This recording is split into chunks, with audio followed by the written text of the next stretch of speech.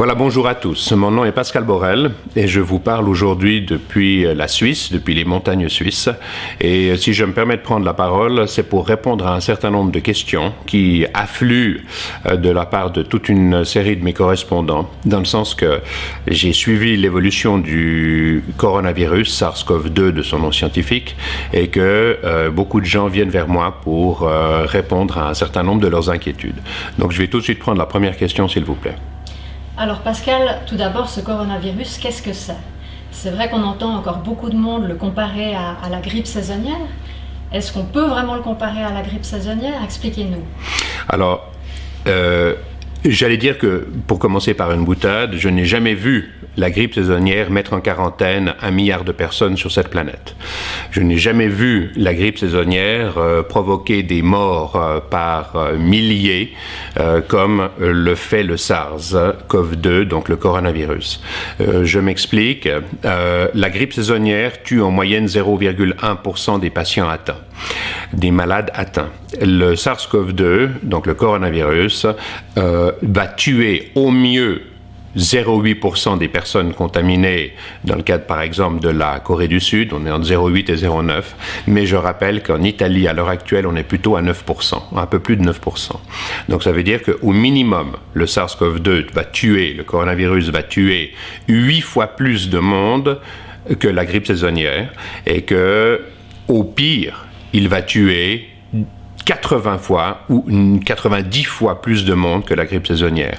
Donc, ça n'est en aucun cas comparable. D'autre part, en termes de sa contagiosité, la contagiosité, donc la capacité du virus à se propager, est mesurée par un indice de contagion qu'on appelle le R0. R0. Ce R0 définit combien est-ce qu'une personne contaminée est capable d'en contaminer. Donc pour la grippe saisonnière, on est à peu près à 1,2. Donc une personne malade va en contaminer 1,2 autres. Dans le cadre de la grippe de 1918-1919, ce R0 était compris entre 1,7 et 2,2. Dans une population qui ne se protège pas, la maladie COVID-19 va se propager selon un R0 qui va être compris entre 4,7 et 6,6. En d'autres mots, c'est totalement inarrêtable sans des mesures de confinement qui sont extrêmes. Je rajouterais que les demi-mesures ne peuvent pas assurer un niveau de confinement qui empêche le virus de trouver des porteurs sains. En ce sens que si vous mettez en quarantaine 60, 70, 70% donc de votre population, vous allez ralentir la progression de la maladie, mais d'un facteur qui sera compris avec un R0 entre 2 et 3. Mais donc largement supérieur à la grippe saisonnière, influenza, et ça veut dire une chose simple, c'est que vous avez quand même une progression naturelle de la maladie qui est quelque chose d'inarrêtable littéralement. Et que faudrait-il faire finalement pour stopper la progression de la maladie? Alors, comment est-ce qu'on peut stopper la progression de la maladie? Quelque part, il va falloir revenir à la sagesse de nos ancêtres, parce que pour une raison simple, c'est qu'aujourd'hui, bien sûr, on a des capacités d'analyse extraordinaires, on a la biologie moléculaire, on a potentiellement le fait de pouvoir développer des vaccins. Mais le problème, il est très simple, c'est que ça va prendre un temps énorme. Il faudra entre 12 et 18 mois pour développer un vaccin efficace pour le SARS-CoV-2. Et dans cet intervalle de temps, nos économies vont être à l'arrêt. Toutes les activités humaines vont être ralenties d'un facteur 10 probablement. On le voit avec les compagnies aériennes, on le voit avec tous les services, quels qu'ils soient, tous les métiers. Donc, il va falloir revenir à la sagesse de nos ancêtres en ce sens que ceux-ci ont défini ce qu'on appelle une quarantaine. C'est pas une 25aine ou une 14aine ou une 15aine, non, c'est une quarantaine. Pourquoi? Parce que le virus, la famille des virus corona existe vraisemblablement depuis des millions d'années. Et nos ancêtres qui n'avaient pas les moyens d'investigation scientifique qu'on a aujourd'hui, mais qui avaient un sens de l'observation qui était certainement aussi bon, si ce n'est meilleur que le nôtre, puisque c'est tout ce qu'ils avaient constaté que, et c'est le cas du coronavirus, il y a une période d'incubation qui peut être de l'ordre de 5 à 7 jours, mais qui peut aller jusqu'à 20 jours de façon totalement asymptomatiques. Donc on a 20 jours avant le moment où vous aurez les premiers symptômes. Quand vous avez les premiers symptômes, il va se passer une dizaine de jours jusqu'à ce que votre immunité ait été créée et que vous soyez asymptomatique. Et ensuite, vous allez rester contagieux pendant potentiellement encore 1 ou 2 jours, peut-être 4 ou 5, donc disons 5, et vous prenez une marge de sécurité de 5 jours. Donc si mon calcul est juste, on est 20 plus 10 plus 5 plus 5, 40 jours. Donc, qu'est-ce que ça provoque, la quarantaine? Ça va empêcher le virus de trouver des porteurs sains, donc de continuer sa progression. Et c'est à peu près la seule façon dont on peut maîtriser la disparition du virus aujourd'hui, plutôt que de ralentir uniquement sa progression. Et qu'est-ce que vous pensez de la stratégie de certains pays qui consiste à laisser le virus se propager pour avoir une sorte d'immunité collective, partant du principe qu'une fois qu'on a eu la maladie, on a créé l'immunité et que voilà, la population, on est protégé en quelque sorte? Alors, merci pour la question, parce que ça va me permettre d'introduire un certain nombre de faits scientifiques. En ce sens que, aujourd'hui, le récepteur principal qui permet au SARS-CoV-2 de s'introduire à l'intérieur des cellules est un récepteur donc qui est sur votre membrane cellulaire et qui s'appelle le ACE2. Ce ACE2 donc est un des récepteurs dans lequel vient se loger la pointe protéique du virus qui sert de clé à pénétrer à l'intérieur de la membrane cellulaire pour y libérer son ARN et dupliquer les séquences protéiques qui permettront à son tour de dupliquer le matériel génétique qui va permettre la propagation du virus. Aujourd'hui, on sait de sources sûres que les récepteurs ACE2 ne sont pas les seuls à permettre au SARS-CoV-2, donc au virus corona, d'entrer dans votre cellule. Et la problématique vraisemblable qui va se présenter à nous, c'est qu'on a identifié au minimum 4 récepteurs qui permettent au SARS-CoV-2 d'entrer, nommément le CD147, le GRP78, le CD209 et le CD299.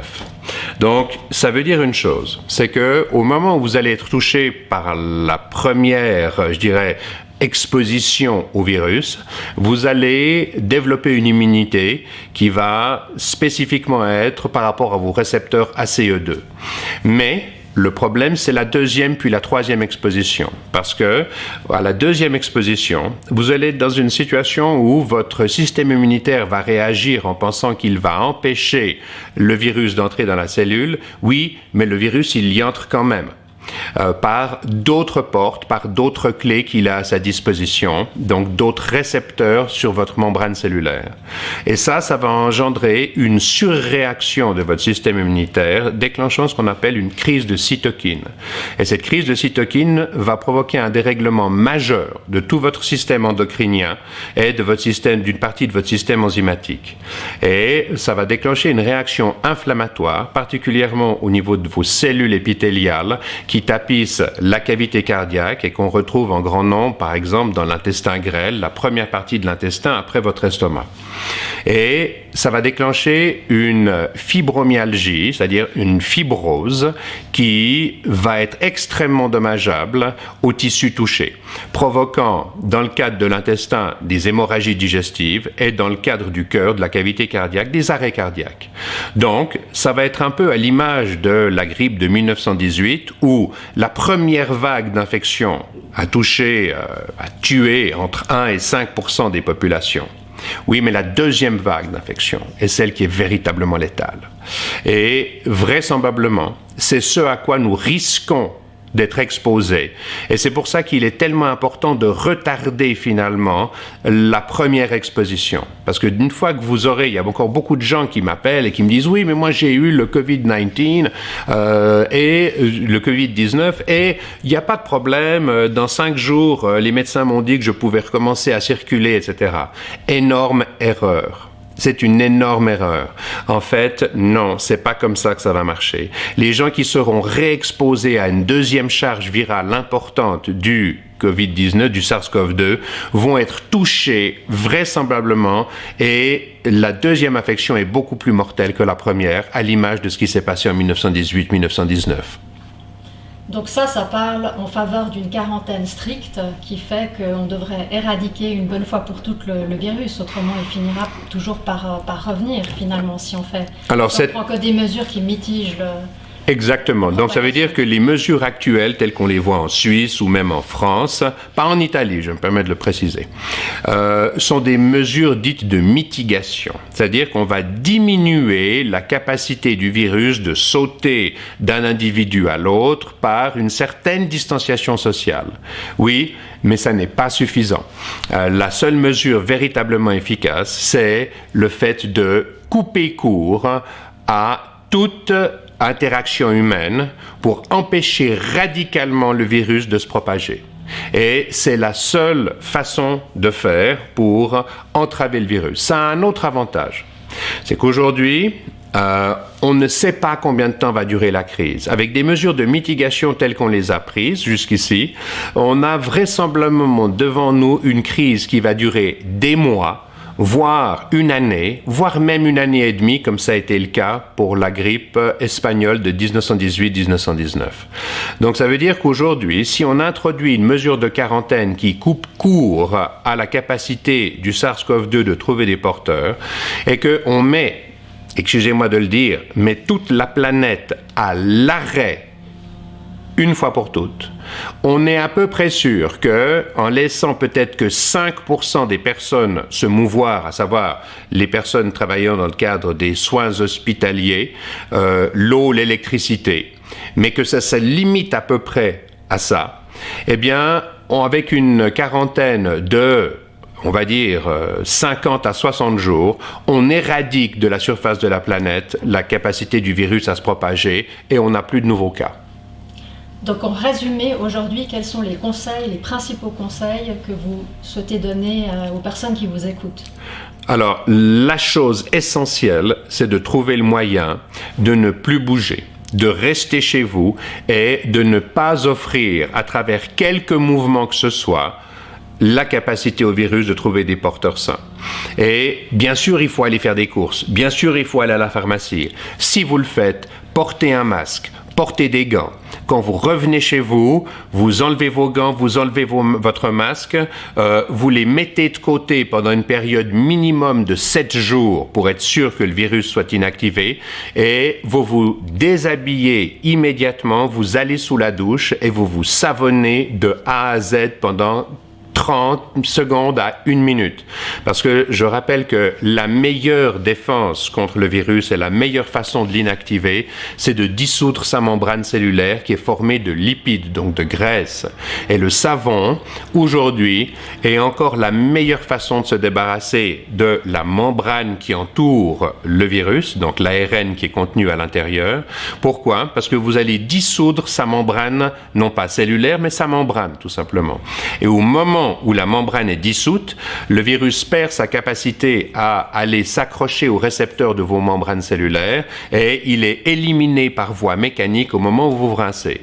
Donc, ce qui est essentiel, c'est que vous limitiez vos sorties au strict nécessaire et que vous, dès la rentrée à la maison, que vous enleviez les gants que vous avez, que vous enlevez le masque que vous avez et vous allez directement sous la douche pour vous nettoyer complètement. Les habits, si vous avez touché quelque surface que ce soit pendant votre sortie, doivent impérativement être passés à la machine à laver et au savon pour éliminer toute charge virale potentielle, en sachant que malheureusement, le virus peut survivre quelques heures sur des surfaces qui ne lui conviennent pas vraiment.